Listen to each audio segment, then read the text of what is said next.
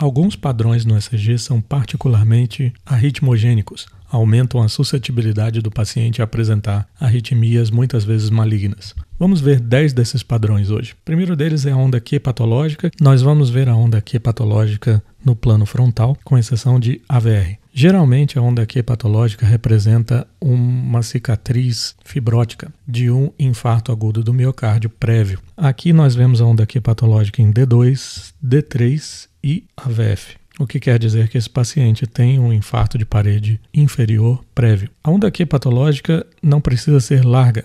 Ela pode ter duração de menos de 40 milissegundos, mas ela é profunda. Ela tem bem mais de 1 milímetro de profundidade. O segundo padrão é o complexo QRS fragmentado, que durante muito tempo foi considerado um achado benigno. Vejam, em D3 nós temos um padrão R, S, R', S'. Se olharmos para AVF, nós vamos ver um padrão R, R', S. Essa fragmentação no QRS, principalmente nas derivações do plano frontal, não é totalmente benigna. Tanto a onda Q patológica quanto o QRS fragmentado no plano frontal aumentam a suscetibilidade do paciente à taquicardia ventricular e à fibrilação ventricular. Terceiro padrão, onda delta, é visto na síndrome de Wolff-Parkinson-White, com intervalo PR curto e a presença de onda delta. A síndrome de Wolff-Parkinson-White aumenta a suscetibilidade do paciente a arritmias atriais, principalmente a fibrilação atrial. Quarto padrão é a síndrome de Brugada. Nós vamos ver de V1 a V3 ou V1 a V4 um supra de ST pronunciado, mas com descenso rápido, num padrão de barbatana de tubarão. Existem outros padrões de síndrome de Brugada que nós vamos ver em um vídeo dedicado a isso.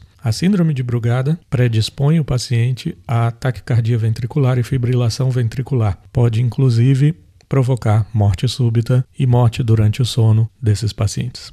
Outro padrão que durante muito tempo foi considerado benigno é o padrão da repolarização precoce, com o notch e o slur. Vejam, aqui nós temos um notch, é uma pequena deflexão no final do QRS, e aqui nós temos um slur no final do QRS, denotando um padrão de repolarização precoce. Não é um achado totalmente benigno, porque já está provado que aumenta em 5 vezes o risco de desenvolver taquicardia ventricular e fibrilação ventricular. Na cardiomiopatia hipertrófica, nós vamos ver uma sobrecarga de ventrículo esquerdo. Aqui nós temos aquele padrão de Katz-Wartel, de sobrecarga biventricular, e vamos ver ondas Qs em derivações laterais e ou derivações inferiores. A cardiomiopatia hipertrófica também predispõe o paciente a taquicardia ventricular e fibrilação ventricular. Muitas vezes o primeiro sintoma da cardiomiopatia hipertrófica é a morte súbita durante um esforço físico pronunciado. Em pacientes que fazem uso de digoxina, dependendo da dose, se estiver fora da janela terapêutica, que no caso da digoxina é muito difícil de ajustar, nós vamos ver uma depressão de ST em formato de colher de pedreiro. A digoxina, infelizmente, predispõe o paciente a quase todas as arritmias conhecidas. O oitavo padrão é a P pulmonale e a P mitrale. Na P pulmonale nós vamos ter sobrecarga de átrio direito. Ela vai ser uma onda P com amplitude maior do que 2,5 quadradinhos ou maior que 0,25 milivolts. Vejam essa onda P bastante aumentada em amplitude. Ao mesmo tempo nós vamos ver em V1, em que a onda P é bifásica, a fase positiva da onda P será maior de 0,1 milivolt ou maior de 1 quadradinho. A onda P mitrale é um indicativo de sobrecarga de átrio esquerdo. Neste caso, nós vamos ter uma onda P com duração maior do que o normal, que seria de 2,5 quadradinhos ou 100 milissegundos. Geralmente com um formato de corcova de camelo, em que cada corcova é separada por pelo menos 1 milímetro uma da outra.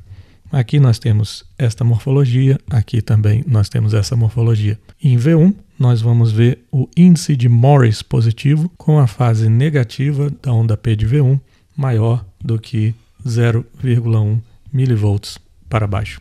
A onda P mitrale e a onda P pulmonale predispõem o paciente a arritmias atriais, como a fibrilação atrial, o flutter atrial e a taquicardia atrial multifocal. O nono padrão é a onda Epsilon. que aparece, dentre outros, na displasia arritmogênica de ventrículo direito. A onda epsilon é uma deflexão que aparece depois do QRS, mais visível em V1, V2. Vejam aqui, parece uma letra epsilon do grego deitada.